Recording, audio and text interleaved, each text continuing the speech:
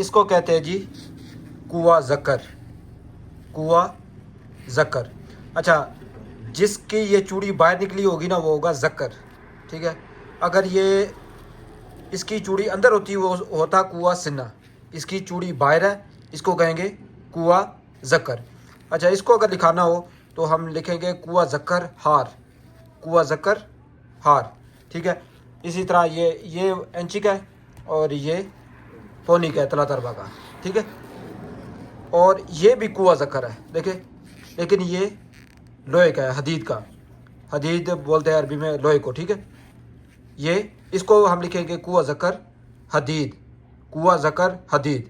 یہ انچی کا ہے اور یہ کوہ ذکر حدید تلا تربا، اور یہ ہے جی کوہ ذکر حدید نص بوسہ، ٹھیک ہے۔ اس کو کمپنی کی بک پہ کیسے لکھتے ہیں میں دکھا دوں آپ کو۔ یہ دیکھیں یہ لکھا ہوا ہے کوہ ذکر، کوہ ذکر بوسہ، ایک بائی ایک کا لکھا ہوا ہے کوہ ذکر، یہ اس طرح، یہ ہار ساتھ میں لازمی لکھنا ہے۔ اگر آپ کو حدید والا چاہیے تو کوہ ذکر حدید لکھیں گے، ٹھیک ہے۔ ویڈیو اچھی لگا کرے تو لائک کر دیا کریں۔